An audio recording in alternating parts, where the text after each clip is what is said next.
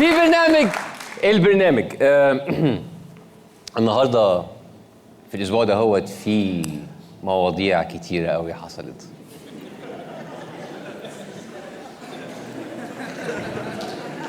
وانا عارف ان في موضوع بالذات عايزين ان انا اتكلم عليه، لكن احنا هنستنى شويه لبعد الفاصل ان شاء الله، لغايه لما هو ان شاء الله يسخن باذن الله جوه على الجريل.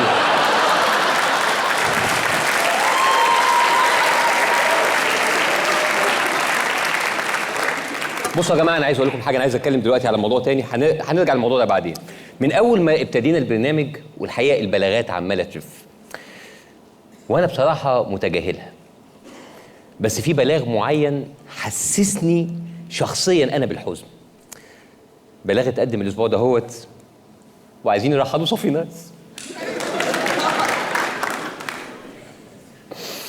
هتطفشوا الصاروخ يا كفر ليه؟ احنا ناقصين، يلا معلش ملناش حظ. رجوعا بقى للبرنامج، طبعا الناس انتقدتنا لان احنا بقالنا 3 حلقات بنتكلم على نفس الموضوع، وده طبعا ملل بالمقارنه بال30 حلقه اللي عملناها السنه اللي فاتت على الاخوان.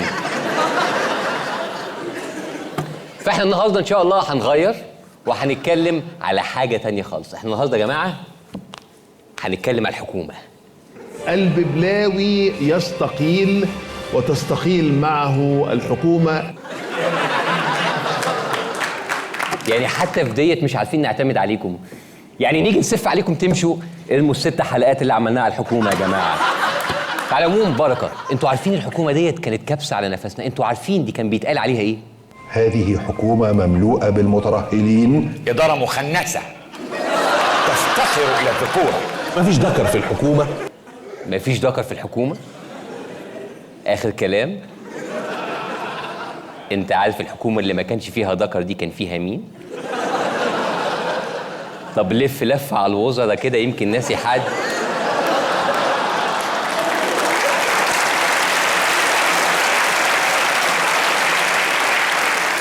بص انا هعتبر ان انت اتسرعت عادي يا تامر، يعني زلة لسان، وعلى العموم باب التوبه مفتوح وانا مش هقول لحد ولا هسيح لك. تامر امين بيقول ما فيهاش ذكر، تامر امين بيقول ما فيهاش ذكر.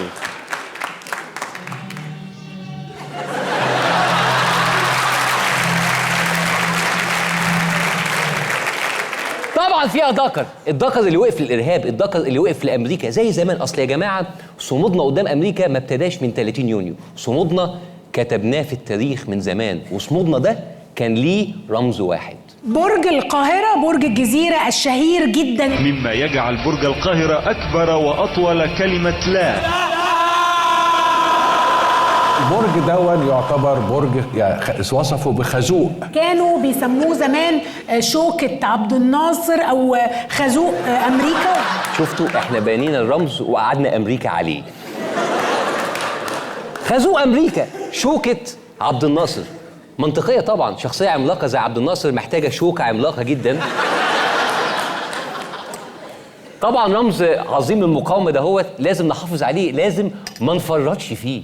برج القاهرة اتقفل بالراحه كده بدون جهد، وغلق برج القاهرة لعدم وجود مستأجر، دي فضيحة. ده لو 10 لموا من بعض هياخدوه منكم، انتوا مش عارفين تجيبوا له مستأجر. واللي عايز ياخد البرج ياخده. اللي عايز ياخد البرج ياخده، اللي عايز ياخده ياخده.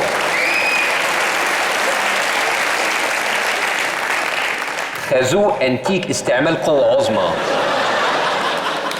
انا شايف واحد متحمس عايز ياخده ورا. هتاخده لوحده حضرتك ولا هتلم 10 معاك؟ متردد مش مشكلة، خد فكرة وتعالى خده بكرة. مش مشكلة الخازوق يا جماعة، في طرق كتير تانية انك تغيظ امريكا. عبال ما حد ياخد الخازوق او البرج اكيد في طرق صايعة تخلي امريكا تلف حوالين نفسها. مصر الآن وجها لوجه مع روسيا على ترابيزة واحدة، وبوتين قاعد مع المشير داخل قصر الكريملين. صحف أمريكية بتقول أوباما سيطلق النار على نفسه بعد الاحتفال الروسي بالسيسي. ايه يا جماعة الأفوارة دي؟ واحد هيضرب نفسه بالنار عشان شاف 2 على ترابيزة واحدة؟ ايه الدراما التركي دي؟ لا يا جماعة خليكم مهنيين شوية. دي سياسه دوليه مش شغل مراهقين، مش لدرجه يضرب نفسه بالرصاص، مش اعلام مهني ده يا جماعه. انا عايز اقول لكم ان البيت الابيض طلع بيان رسمي عن موقف اوباما من الزياره ديت.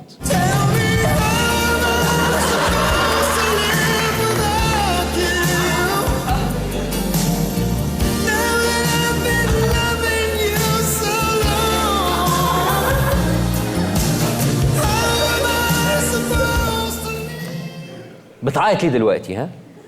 مش انت اللي عمال تقولي ديمقراسي وما ديمقراسيش؟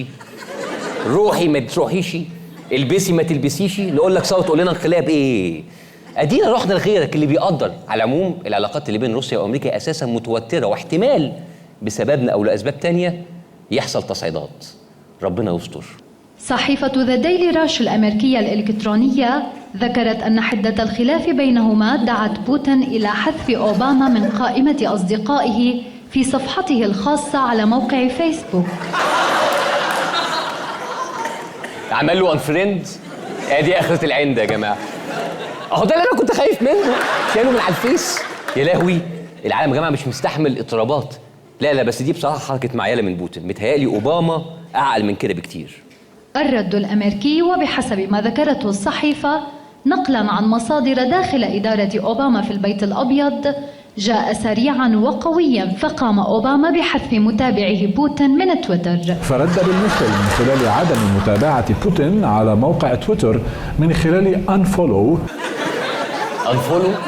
ودي بتزعل قوي دي يعني زي الجلاش على الناشف دي عندنا ولا ايه؟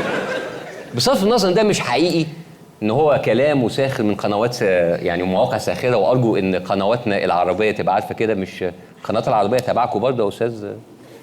مش تبع الام بي سي دي برضه؟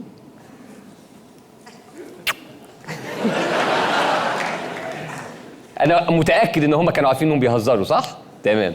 نرجع لزيارتنا لروسيا. يا ترى ايه اللي في الزياره استفز امريكا كده؟ يا ريت زملائنا الاعلاميين يحللوا الزياره ديت كعادتهم باحترافيه ومهنيه. وانا عايزكم تشوفوا لغه الجسد يا جماعه. في حاجه اسمها البادي لانجوج، دي مش زي رئيس بيسلم على رئيس، او رئيس بيسلم على وزير دفاع، او وزير بيسلم على وزير، او مسؤول بيسلم على مسؤول. هتلاحظوا لا استنوا ثانيه واحده للتوضيح بس. خلينا نشرح لكم انواع البادي لانجوج المختلفه. بصوا يا جماعه، دي البادي لانجوج بتاعت وزير لوزير. ايوه، ممكن نشوفها مره تاني مره. ايوه، بالبطء المره دي. ايوه بالظبط كده.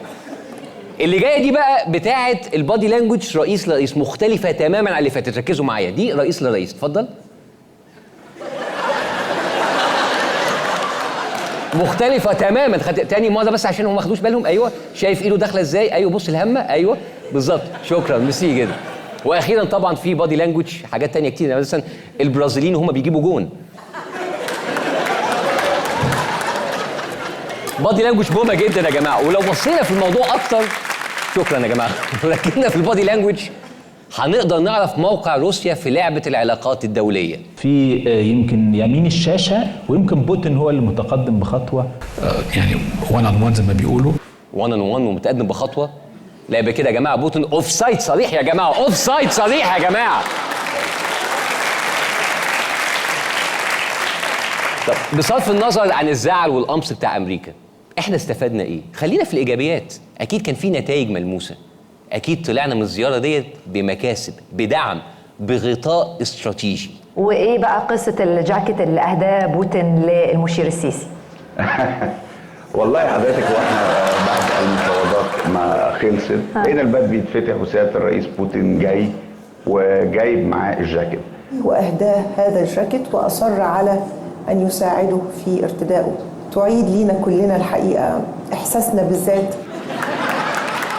إحساسنا بالذات يعني إعلام أم الدنيا اللي هتبقى قد الدنيا بيقول لنا إن إحنا حسينا بذاتنا عشان زيارة وجاكيت. ولا على رأي المثل، دور جوه ذاتك جاكيتاتك، يمكن تلاقي فلوس ناسيها من الشتاء اللي فات ولا حاجة. على فكرة يا جماعة، الجاكيت ده كان له أهمية استراتيجية، لأن هو كان آخر جاكيت يمتلكه بوتين، ومن ساعتها وبوتين ماشي على اللحم. إن شاء الله لو ربنا سهل وبقى في زيارة تانية هنبقى نسلت منه الحصان. طيب أوباما وخلصنا منه، طلع واد كده قماص ومش باقي على عشرة. ايه اللي عند بوتين مش عند اوباما؟ انتوا عارفين بوتين ده معلم، وبالمناسبه بوتين ظابط. ظابط واصل يعني ينفعنا في مدينه نصر مثلا؟ مش فاهم. طب ظابط وبعدين؟ عشان بس ايه اللي بيتكلموا على الظباط، بوتين ظابط ظابط قوي، ده ظابط بقى من الظباط المعلمين يعني. التقال. لا ظابط كي جي بي.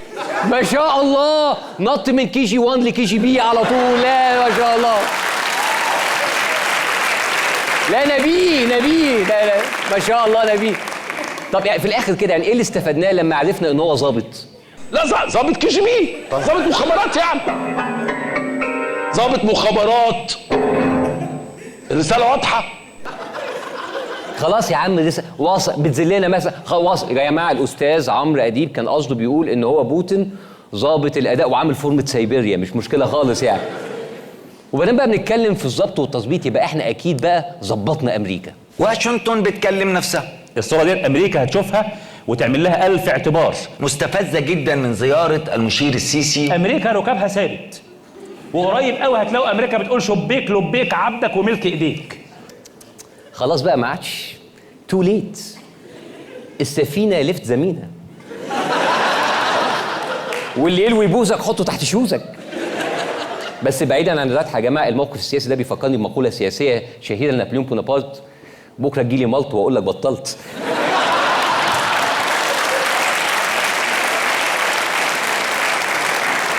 عملنا كل ده في امريكا. ربنا يكبر بخاطرك يا استاذ مظهر، انت وخيري وزمايلكم. يا ريت بقى انتوا تجيبوا لنا المسؤولين الامريكان، هم بيتقلبوا كده على الجنبين كده، هم بيتفرجوا علينا، هم بيعيطوا. المتحدثه باسم الخارجيه ماري هارف قالت في اول تعليق ليها على الزياره أن الكثير من الدول الكبرى لها مصالح مع مصر وترغب في إقامة علاقات معها. حقيقه ان التصريح ده لو دل على شيء انما يدل على القلق. ايوه امريكا حاسه بالقلق، علمنا عليها. امريكا قفشت يا رجاله، وبتقول بقى ان احنا دوله كبيره ودول كتير عايزه انها تعمل معانا علاقات.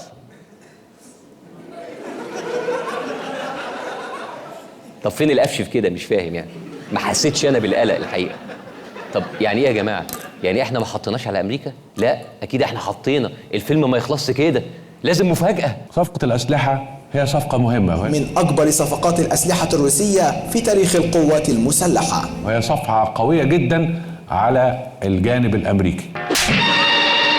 قلم صفعة على قفا أمريكا، صفعة على قفا أوباما، وعنها بقى قلم في قفا في شلوت. الجيران اتلموا، قمت رميت له المعون على الترابيزة وقلت له أبدا بناقص، خلاص مش عايزين منك حاجة. الروسي جاي، أسلحة روسي، صواريخ روسي. وأحب بالمناسبة ديت أشكر الحكومة الروسية والسفير الروسي في مصر. الراجل ده يا جماعة واقف في ظهرنا في كل خطوة. بالنسبة للأخبار التي تنشر في الصحافة المصرية حول أنواع الأسلحة، أنا أتصور أنه مصدرها هي نفس الصحافة المصرية، لكن تصويرها وكأنها هي عقود مبرمة أمر سابق لأواني. الراجل نطق عربي منكم يا كفرة. يعني كل النفخ الإعلامي ده ومفيش حاجة في الآخر؟ مفيش أسلحة، مفيش صواريخ، طب خوذ، ووكي توكي، ازازتين فودكا مشبرين، نار الكحوليك، أي حاجة. بس يا جماعة أكيد روسيا مش هتسيبنا. روسيا طول عمرها بتعمل معانا مواقف في منتهى الشياكة. ساعدتنا في السد، وقفت معانا في الحرب، من عنيش الغردقة. أكيد هتعوض موضوع الأسلحة ده بشياكة برضه. المركز الثقافي الروسي قال لك والله لن نعمل حركة شيك، راحوا النهارده أعلنوا عن تخفيض في الدورات بتاعتهم 70% خلال فترة الزيارة.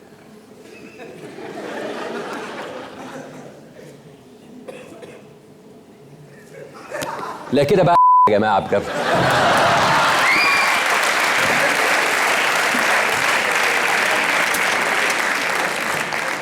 يعني عمالين تنفخوا في الناس امريكا وهنجيب اسلحه وصواريخ وامريكا مرعوبه، ويطلع في الاخر مصادركم من منتدى فتكات.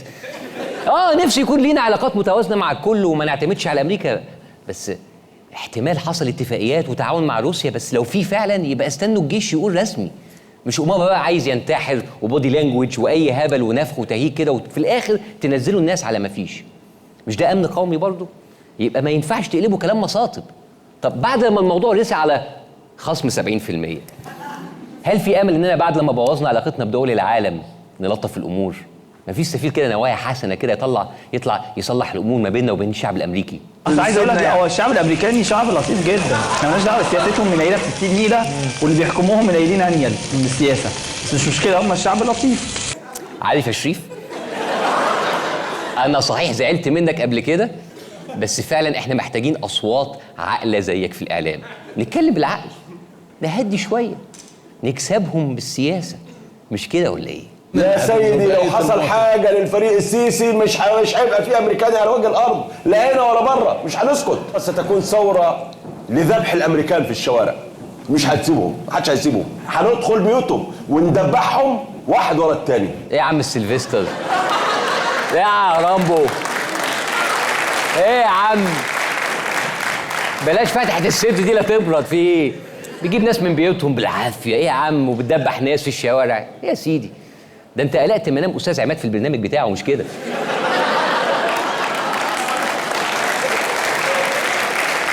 على فكره يا جماعه، احنا بلد كبيره، بس نفخ وتهيج وتضليل اعلام وشغل بروباجندا الستينات ده هو اتقدم قوي. يا جماعه احنا بلاد العالم كلها نفسها هي اللي تيجي تخطب ودنا زي كده.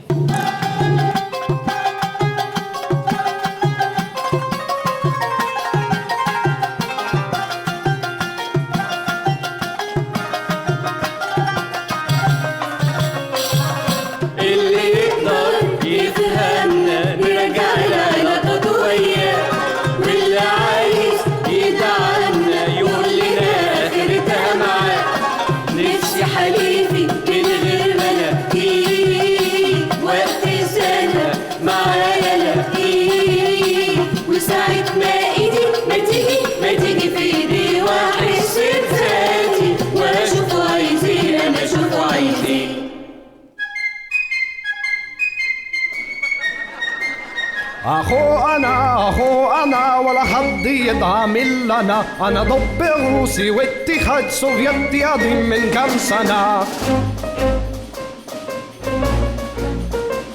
أنا عندي العزوة والمدد، صواريخ كتير ملهاش عدد، كنا 15 بلد ما فضلش منهم إلا أنا. وانا جاهز ادفع الثمن وادي الجاكيتة مقدما، نرجع العلاقات معا ونحتفل بحلفنا، ده كان زمان. خلينا نرجع اللي كان، خلينا نرجع اللي كان.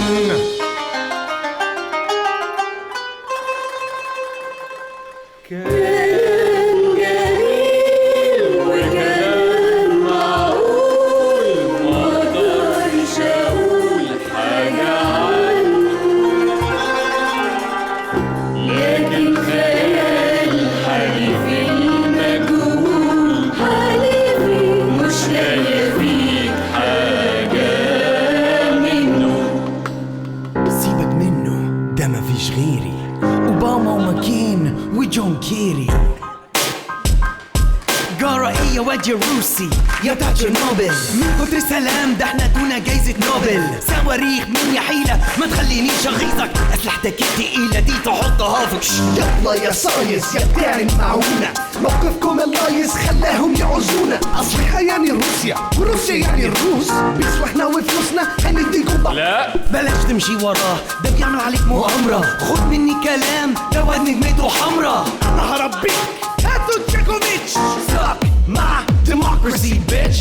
بس كان جميل وكان معقول، ما اقدرش اقول حاجة عنه، لكن خيال حليفي المجهول، حليفي مش لاقي فيك حاجة منه. إعلامي عمال يزيد خرمت أنا ودني، أتاريني لابس في حيط مستني اللي ينجدني. اعزائي الاعلاميين، من فضلكم كفايه بروباجندا، وتاكدوا من مصادركم واحترموا عقول الناس بدل ما تلبسونا كلنا في الحيط. نراكم بعد الفاصل.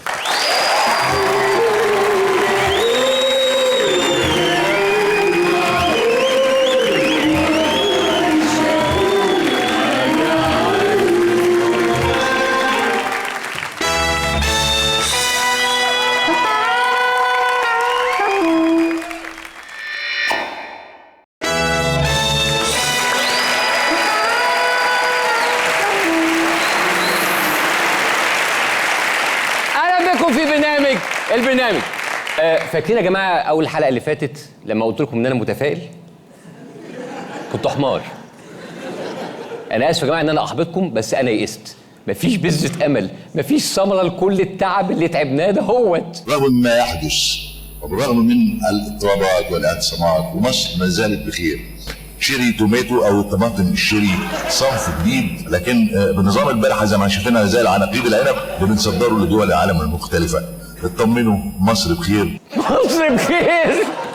اليأس خيانه. قول له سعد باشا ان في فايده، قول له الناس اللي سافرت ترجع تاني. انا بس عايز اوضح حاجه قبل ما ننجرف في الفرحه. دي الطماطم اللي كنا عارفينها، ودي الشيري توميتو، ودي بقى اللي احنا بنصدرها، وزي ما قال الخبير الاقتصادي ادم سميث، صدرها للي يقدرها.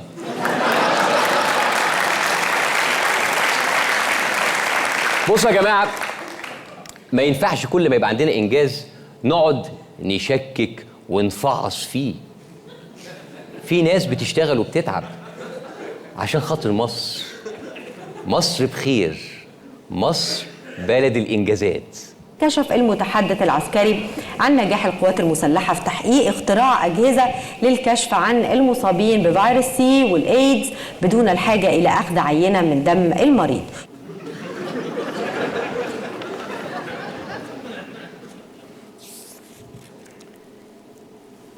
احيانا العلم بيفاجئنا. يعني انا كدكتور اتفاجئت، ما بالكم بقى بعامه الشعب امثالكم. ده شيء مبهر جدا. واحد بيسلط عليك اريال كده ولا مش عارف ايه البتاع ده هوت، ويعرف ان انت عندك ايدز او فيروس سي كده من بعيد، صح؟ طيب يعني انا صحيح ما خدتش الكلام ده هوت في كليه الطب، بس كل شيء جايز، حتى الهوا في ازايز عادي يعني. لو سمحتوا يا جماعه، الموضوع مش مستحمل ضحك. انا كاعلامي وطبيب مش هسمح لحد ان هو يشكك في الاختراع ده هوت. جم الاخوه بتوع القوات المسلحه عاملين جهاز بيكشف عن الفيروس سي وعن الايدز. كل الجرايد كاتبه الخبر ايه؟ ان احنا اخترعنا دواء لفيروس سي وللايدز. وهم كده وبلاها ويحك يا عمرو، أتسخر من اختراعنا تبا لك. ايه يا عم، مش عايزنا نفرح كده؟ هيقولوا عليك عدو الوطن، عدو الاختراع. لو هم يا سيدي قالوا ان هو دواء وعلاج كمان، يبقى حقك يعني تشكك في الاختراع. يا استاذ عمرو، الانجاز العظيم ده للتشخيص فقط فقط. اختراع ليس لاكتشاف المرض والفيروس فقط كما تردد، ولكن لعلاجه ايضا. الاكتشاف المصري الفريد لعلاج فيروس سي. يعالج الايدز، جهاز الفيروس سي بيتقضي عليه تماما. حتى الدكتور ابراهيم دايما بيرفض كلمه علاج فيروس كذا، بيقول دايما القضاء على الفيروس، لان هو ما بيعالج، هو بيقضي عليه. العلاج حاجه وانك تقضي عليه حاجه تانية خالص، فرق كبير يا جماعه. انا كطبيب بقول لكم انك تعالج الفيروس معناه ان الفيروس يموت، انك تقضي عليه معناه انك امه. بيعالج الايدز وفيروس سي مع بعض، ومعروف يا جماعه ان هم بيجوا مع بعض وبيتعالجوا مع بعض، زي اللوز واللحميه، دقن شعر كده. اي طالب حقوق عارف المعلومه دي. اصل الناس دي يا جماعه مش هتطلع تتكلم كده وخلاص، كل كلمه بتتقال وراها دليل. الحديده كلها زي الفل قدامي، وتقول خلاص كان عندك ايدز وراح. الحمد لله. شفت؟ كان عنده ايدز وراح. كان عنده ايدز وراح. طبعا كان ممكن يقضي عليه امه، بس لا، سابه يروح. هو ده يا جماعه العفو عند المقدره يا جماعه.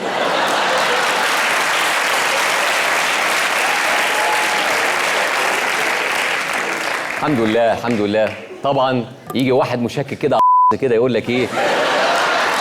طب والفيروس؟ الفيروس راح فين؟ انا اقول لك راح فين.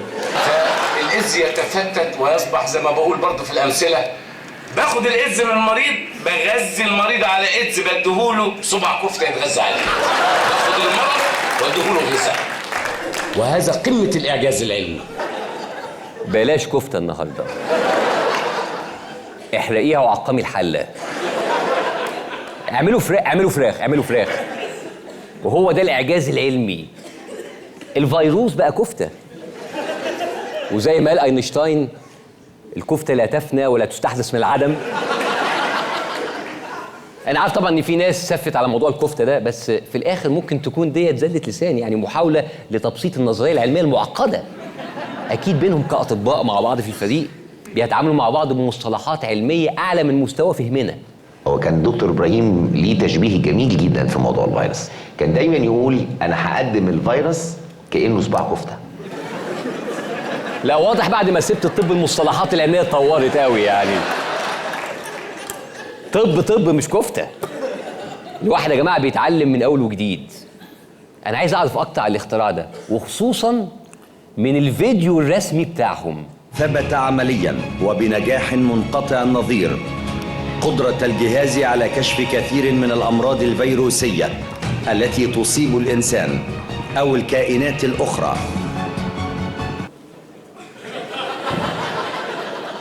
كائنات أخرى؟ سكوا على الفراخ. كائنات أخرى. لا ثانية واحدة بقى، تعالوا بعد كده نعيد الفيديو كده تاني عشان أشرح لكم الحاجات اللي ممكن تكون فاتت عليكم. أولاً واضح إن الجهاز بيستمد قوته وطاقته من كرش اللي ماسكه. نجيب نفس الصورة تاني معلش. أيوه. ثانياً الدكتور طلع يعني هو كمان عيان لأن الجهاز شاور عليه على طول. وده معناه يا جماعة إن الجهاز الحمد لله مش بيعرس هو كمان، الحمد لله.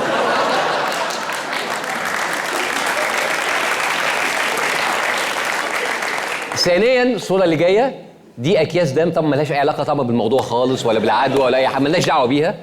الصورة الثالثة بقى، الفيديو ده هيورينا ايوه طبعا بقى هنا العقول المريضة تقول لي ايه علاقة الاختراع بالحادثة؟ أنا أقول لكم، شايفين الواد اللي ورا ده؟ اللي ورا خالص، أيوه اللي جنبه بقى، اللي جنبه أيوه ابن أخته عنده إيدز.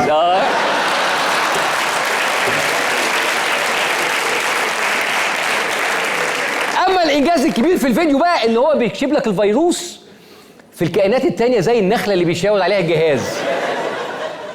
احنا بقى احترنا في النخلة ديت. هل دي اتنقل لها دم؟ ولا اتشقت مع شجرة الشيري توميتو اللي جنبها؟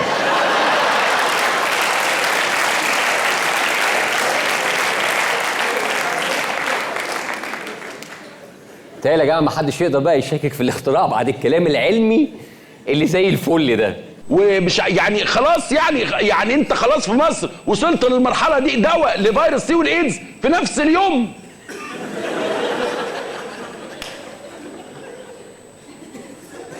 وبعدين ايه يا جماعه؟ بعدين يا استاذ عمرو يا جماعه اعذروه، هو بس مش مستوعب الاوبشنز بتاعت الاختراع. بص يا سيدي، هم اختراعين مش اختراع واحد. اختراع باريال بيكشف الفيروس، والاختراع التاني بياخد دم المريض بالفيروس يرجعه له كفته.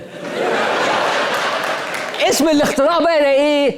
كومبليت كيور ديفايس، CCD. اقتنعت يا سيدي؟ كمان ايه يعني لما عالجت فيروسين؟ دول فيروسين بس، يعني هو انا قلت لك 3 فيروسات، لو قلت لك 3 شكك.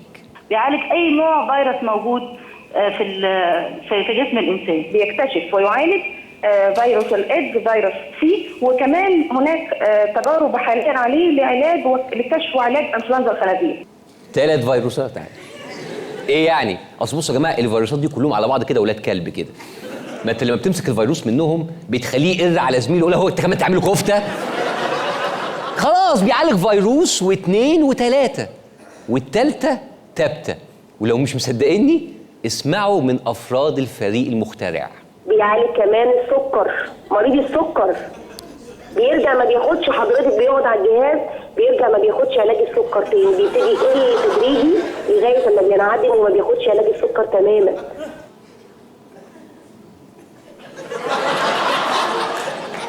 سكر يعني بصوا يا جماعه، هو علميا يعالج كمان الصدفيه. مرض الصدفيه ده مرض على اخر المده، وبعد العلاج المريض بقى جلده زي مريض بيبي حديث الولاده.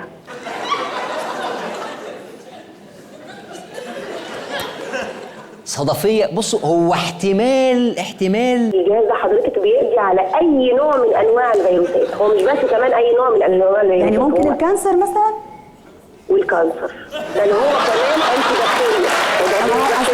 اصل الكانسر مش فيروس، الكانسر يعني لا يا اختي، الكانسر فيروس، ولو الكانسر مش فيروس نشيله قضيه ويعترف ان هو فيروس.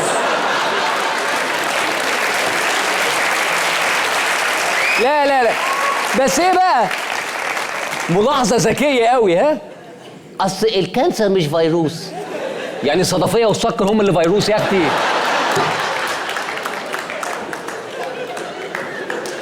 بصوا يا جماعه، انا بصراحه عمال انبهر من اول الحلقه.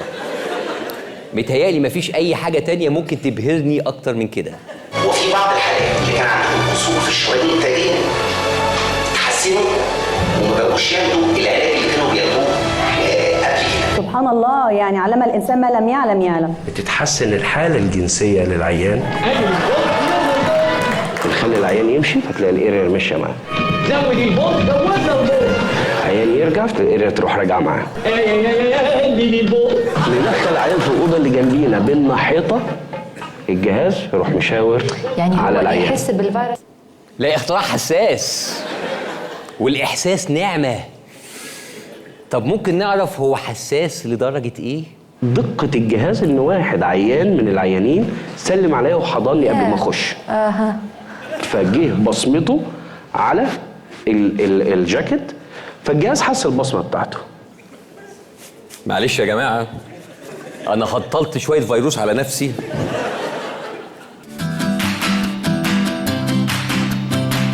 شت، جوزي دكتور ودايما بيرجع من الشغل هدومه مبقعه فيروسات، لكن مع كومبليت كيور بقوه الاعجاز العلمي بقضي على الفيروس ويخلي هدومه مزهزهه. مع كومبليت كيور الفيروس هيغور.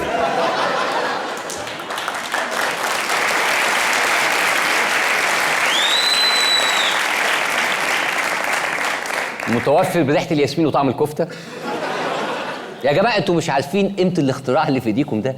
علاج الحاجات دي مش سهل. انتوا عارفين الدول التانية بتبهدل نفسها ازاي عشان تلاقي العلاج ده؟ دول كتير جدا، انا عايز اقول ان في بعض البعثات سافرت في الفضاء الخارجي علشان تشوف تقدر تستخدم ايه ازاي فوق في الفضاء علشان يقدروا ان هم يعالجوا هذا الفيروس. شفت الهبل؟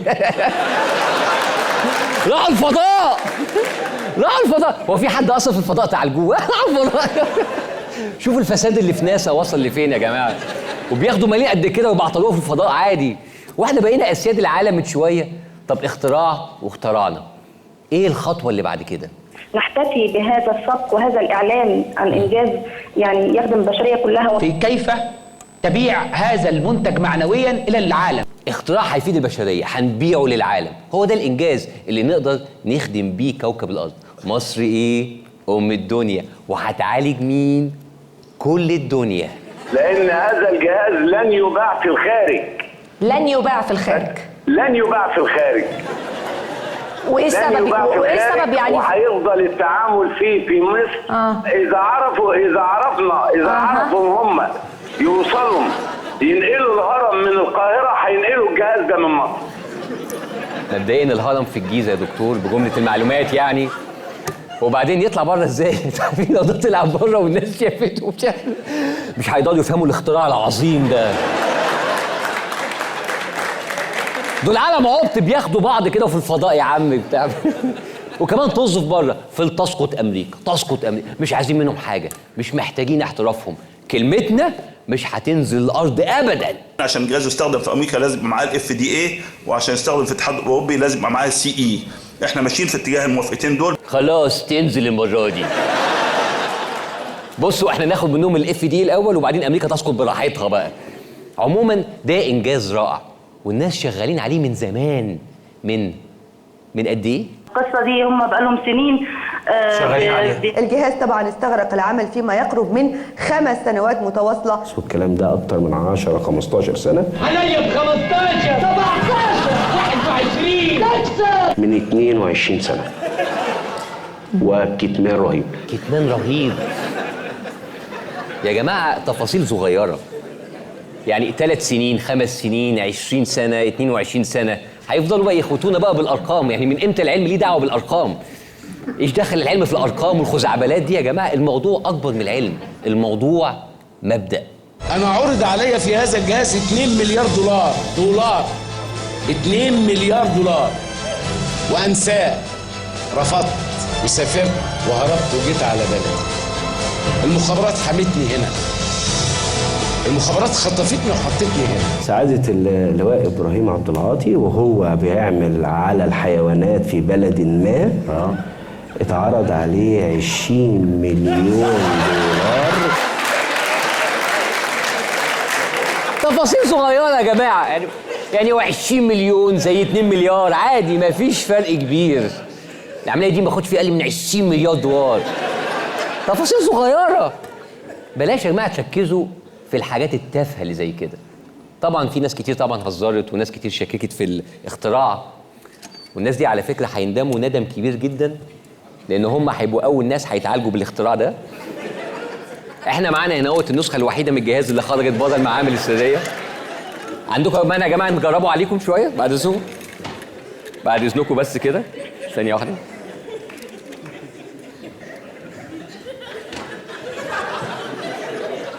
بيب. سليم. كنت فين يوم الخميس يا خلبوس؟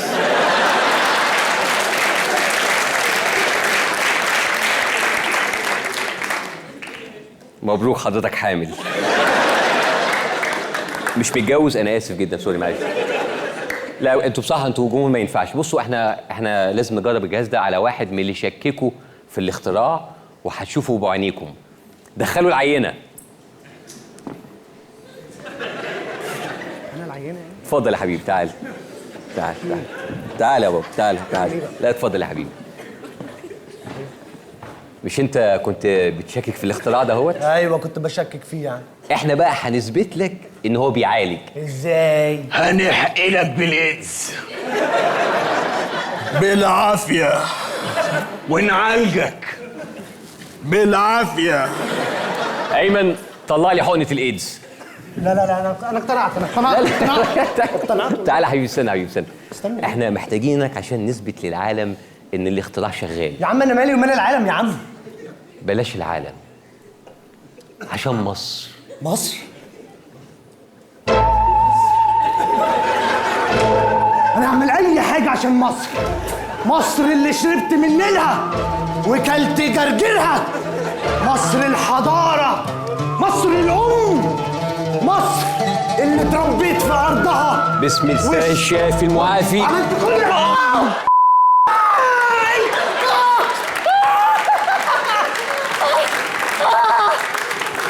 اهدى يا ابني، اهدى نجرب بالعافيه بالعافيه. استنى نجرب الجهاز كده، استنى كده. بسم الله الرحمن الرحيم. مبروك يا ابني، انت عندك ايدز. الجهاز طلع شغال اهو. طب ده تشخيص يا جماعه. طب نعالجه؟ تفتكر نعالجه؟ يلا. طب اوكي. ايه انت لسه عندك شك؟ لسه بتشكك بعد كل الفيديوهات ديت؟ طب يعني يا جماعه ده كل الناس معترفه بيه. يا جماعه يا ريت نوري له واحد من الناس العلماء اللي بيأكد على فعاليه جهاز العلاج. الفريق العلمي بالجيش بيقول هزمنا فيروس سي، والمستشار العلمي للرئيس فضيحه لمصر. اوه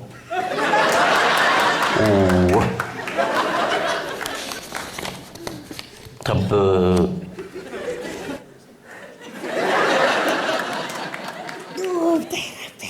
اوه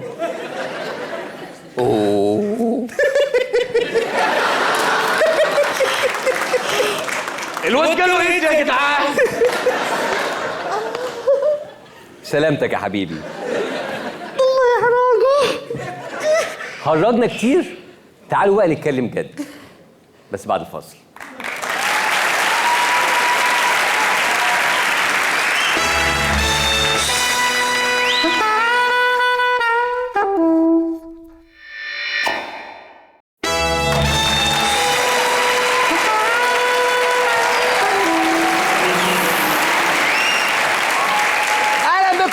اخرى في البرنامج نتكلم بقى على اللي حصل. انا مش هتكلم كتير يعني ايه تقدم بحث علمي، وانك قبل ما تعلن انجاز طبي لازم تكون نشرت في مؤتمرات ومجلات محترمه، وان في فرق بين نظريه وفكره ممكن واحتمال تتنفذ، وعلاج شغال ومتنفذ فعلا. مش هتكلم ان الدكتور دهوت اتقفلت له عياده اعشاب، ولا ان هو كان بيقدم في قناه الناس اللي اتقفلت برضه وهو كان هربان مع المخابرات. انا هتكلم عن حاجه واحده، انا هتكلم عن الوعد، انك تدي للناس وعد. عارفين الوعد ده كان ايه؟ لن تجدوا مريض يعاني من فيروس التهاب الكبد الوبائي بعد اليوم. في 30 يونيو المقبل هيتم بدء العلاج الكمي بمستشفيات القوات المسلحة. انت بتوعد ملايين في مصر ومئات الملايين في العالم انك هتعالجهم من الايدز وفيروس سي بعد 30/6 طبعا. ده غير السكر والقلب والصدفية والسرطان كده. ده اسمه وعد. مش هنشوف بعد سنة ولا سنتين ولا لسه نشوف هو شغال ولا لا وهنعمل ايه، لا ده وعد السنة دي. مش ان هو بس بيشخص، لا بيعالج. ده المفروض مش تاخد نوبل عليه، ده المفروض نوبل تقفل وراك. ومع الوعد ده المفروض يخش مصر بقى المليارات اللي بتتصرف على علاج الامراض ديت في كل حته، يعني نردم قناه السويس ونقفل السياحه ونغرق في الفلوس بقى. فقبل ما تيجوا تتهمونا احنا ان احنا بنهين الانجاز والاختراع وان احنا بنحبط الناس، شوفوا الاول اللي وعده. الوعد ده لو اتحقق خلاص احنا مش عايزين حاجه من الدنيا، واحنا بصراحه كبرنامج مش هنفرق معاكم في حاجه. لكن لو الوعد اللي اتقال على لسان اكبر مؤسسه في مصر لو ما اتحققش في 30/6 فعلا، يبقى المفروض كل الدكاتره ومعاهم كل اللي روجوا لهم في الاعلام كل دول يتحاسبوا. احنا في الاول وفي الاخر بنهرج، لكن انتوا بتتكلموا جد وبتوعدوا الناس. فقبل ما تقفشوا علينا وتقدموا بلاغات بتهمه اهانه مش عارف ايه والتشكيك في ايه، روحوا الاول بلغوا في الرئاسه والمستشار العلمي بتاع عدلي منصور، لان هو كمان شاكك في ده زينا بالظبط. او احبسوا عمرو اديب، يعني مش مشكله. ولغايه الوعد ده لما يتحقق انا هنا هفكر الناس باللي حصل دهوت كل اسبوع لغايه لما يحصل رد فعل محترم.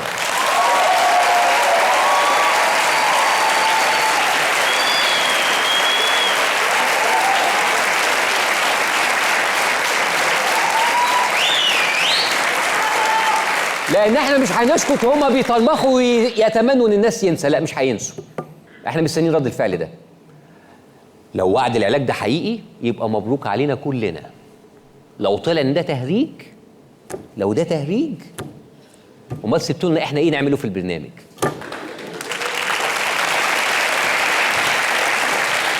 في الاخر كده يعني رساله صغيره، يعني يا عم كان زمان اخدت ال 2 مليار وخلصت من الهم ده. نراكم بعد الفاصل.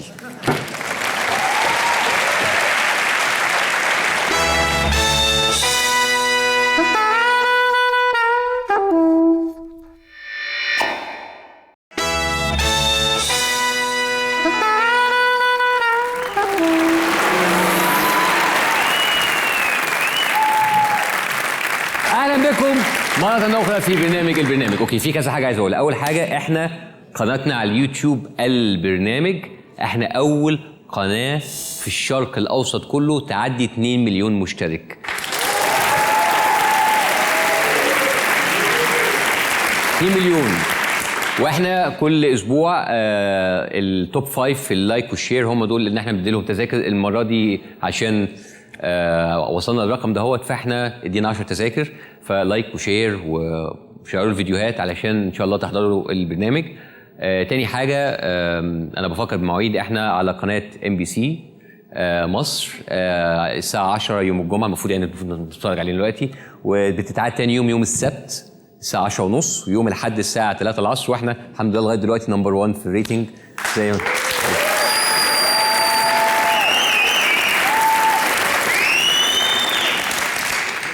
ومعانا هنا عشان السي او او رئيس دويتش فيلا. احنا على قناه دويتش فيلا الساعه 6 تاني يوم السبت. فاحنا سعداء ان احنا على كذا قناه. القناه الام MBC مصر ودويتش فيلا بابا جنبهم. وتاني حاجه، انا قبل ما ابتدي بس انا عايز اقول حاجه بس.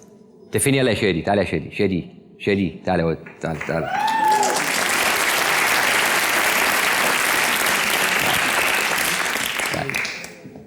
شادي هيسيبنا لمده شهرين لان هو هيروح يمثل فيلم. مش عارف مين اساسا اللي اخدوا الفيلم دهوت. فيلم اماراتي لبناني فرنساوي حاجات غريبه كده مع بعض. واحنا يعني هنفتقدك الشهرين دول لو انتوا حسيتوا ان الكتابه اتحسنت. فعشان الواد ده مشي فاحنا هتوحشنا شادي فنشوفك ان شاء الله بعد شم من السيم.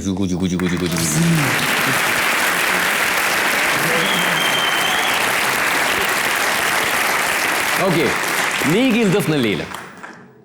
يعني استعدوا لسماع واحد من احلى الاصوات اللي هتسمعوها لفتره طويله جدا.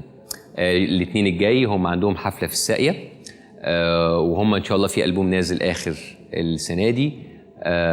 انا عايز اقول ان احنا معانا واحد من اجمل المغنيين اللي تسمعوا صوتهم، استاذ محمد محسن.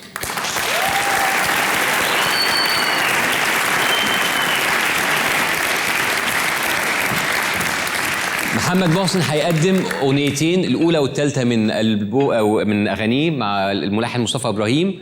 الكاتب مصطفى ابراهيم الشاعر. مصطفى ابراهيم. انا قلت ايه؟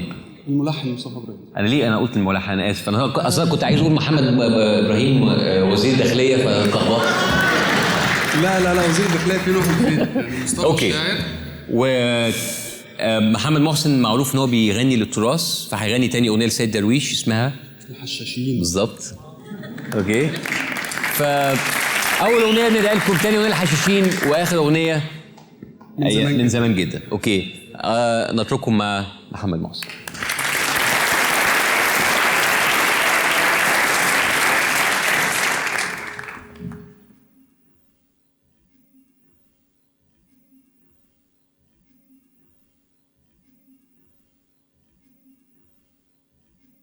يا شايلينكو على الاكتاف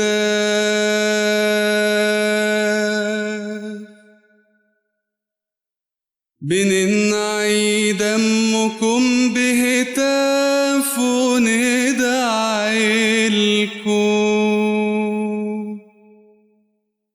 غموس الناس وعيشها الحاف ودرس العربي في الأرياف بيدعيلكم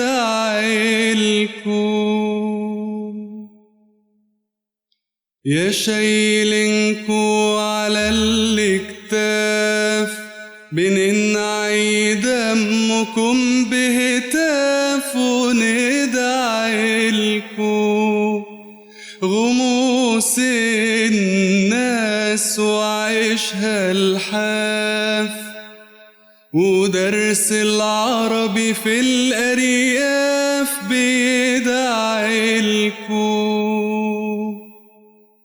وكل جنيه زيادة في جيب موظف هيئة الإنتاج وابن اللي في علم الغيب وأم اللي هتلقى علاج وأرض المعتقل لما هتفضى أكيد هتدعيلكم وأرض المعتقل لما هتفضى أكيد هتدعيلكم وكل ظلومة ما اتظلمتش وكلمة حق ما اتكتمتش وكل ألم نقص في الاسم وكل علامة مش في الجسم بتدعي الكل وش واسم من اللي عندكم منا يجوز حيكونوا من جيلنا يجوز حيكونوا أولادنا يجوز حيكونوا من الاتنين لكن ندر عليا ودين لا تيجي عيالنا تشبهكو، تبوس على رجل أصغر شاب وترفع رايته زي ما حب، وتحفظ صم أساميكو من آخر نفر فيكو، لأولكو حتدعيلكو.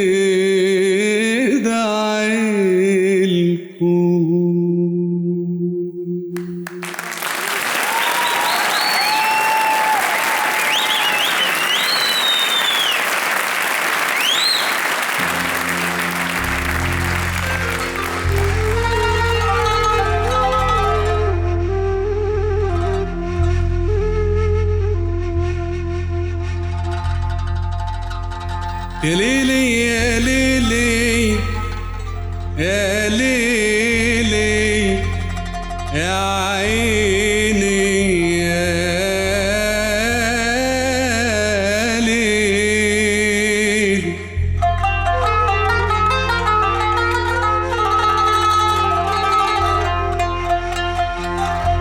يا ليلي يا ليلي يا عيني يا ليلي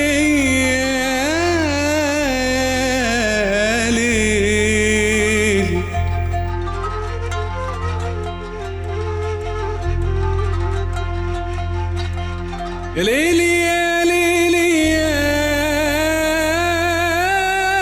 ليلي يا ليلي.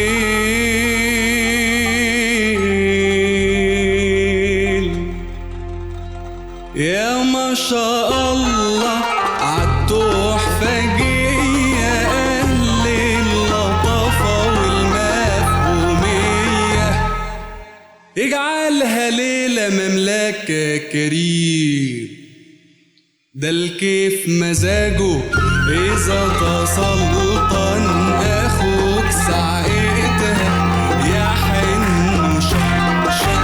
شوقا إلى حشيش نتنيش. اسأل مجرب زي حالاتي حشاش إراريس فاخي وماتك 50 جراية 60 70 ها يا مرحب. لا لا لا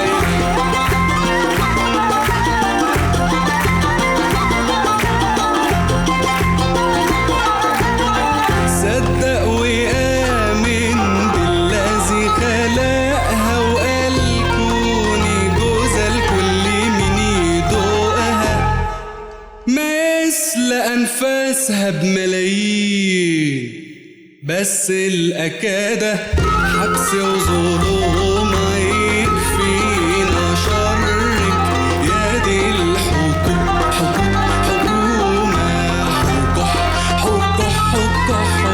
حكومة أول ما نسمع زنيت ناموسة تبص تلقى كل الشخوصة اكسبريسات راحهم طايرين ها يا مرحب.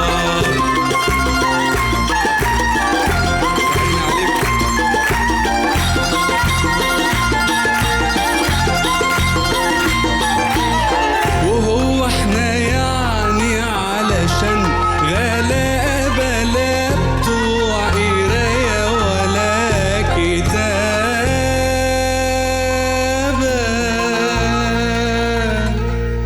يهنونا فلتح التفانين، كان يبقى شنبي من غير مؤاخذة على كلبي رومي ولا على معزة.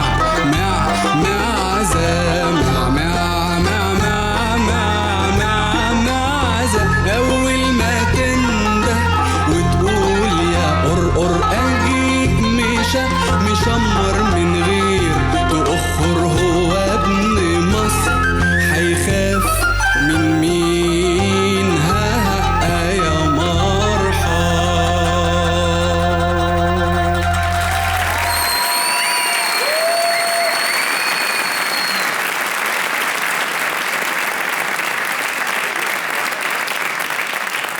ورينا أجدع بي ولا باشا يقدر يعايب على الحشاشة. ورينا أجدع بي ولا باشا يقدر يعايب على الحشاشة. بشر يدق صلاة الزين وأقول لك الحق يوم ما نلقى بلادنا ضبت في أي زنقة. وأقول لك الحق يوم ما نلقى بلادنا ضبت في أي زنقة. يحرم علينا شربك يا جوزة روحي وانت طلقة مالكيش عوزة. يحرم علينا شربك يا جوزة روحي وانت طلقة مالكيش عوزة. دي مصر عايزة جماعة فايقين.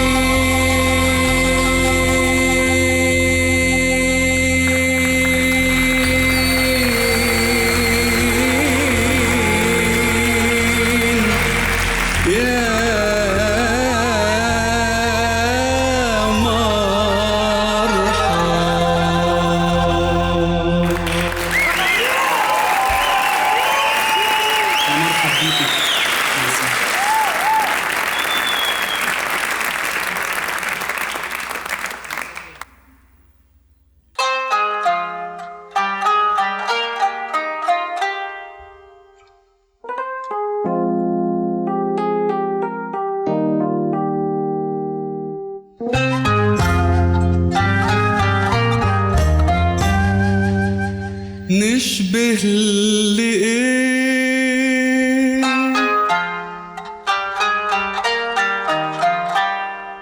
نشبه لأي اتنين يحبوا ما يقولوش. نشبه لإيه للي خايفين يحلموا فما بيعيشوش وملقوش طريق يتقابلوا فيه. نشبه ليه نشبه حكايات عشتها أو حلم ناقص وانتهى. نشبه حكايات عشتها أو حلم ناقص وانتهى. نشبه حاجات مش وقتها أو جرح متعود عليه. نشبه لإيه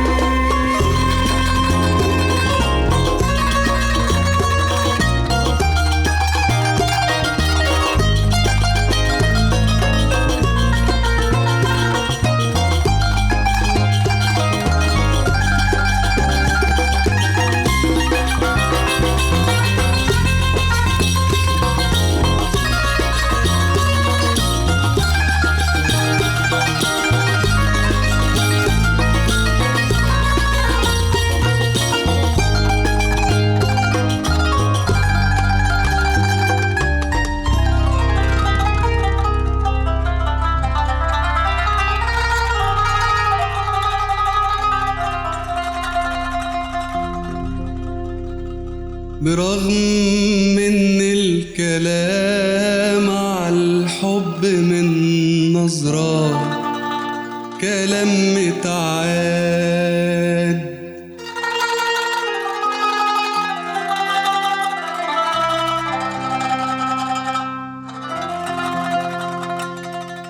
وان الصدفة احيانا بتبقى بألف ألف معاد. برغم ان الكلام على الحب من نظرة كلام متعاد.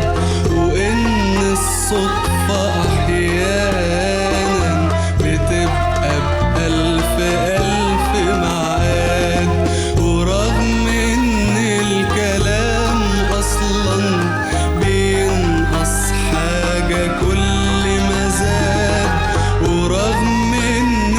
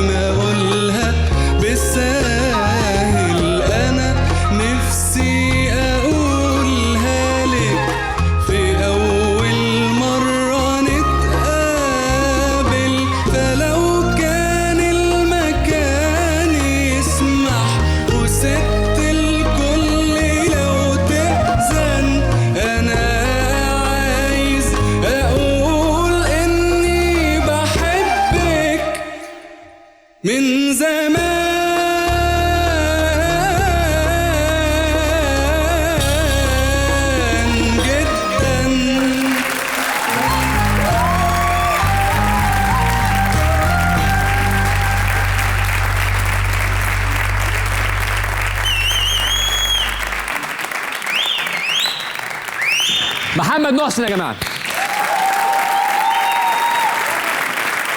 رائع. احنا استفدنا ان احنا شفنا طبعا مغني رائع وكمان عرفنا ان سيد درويش وبديع خيري كانوا صياعه. ممكن بس نقدم الفرقه بتاعته بعد اذنكم. الفرقه انا بعتز بيها جدا وكنت هزعل جدا لو نسيت ان انا اقدمهم، لان هم يعني اساتذتي وبتعلم منهم، ويعني دايما بكون فخور ان هم معايا دايما في الحفلات. رفيق عدلي على الكيبورد، كريم حسام بيس، وشادي الجندي على القانون، احمد خيري ناي،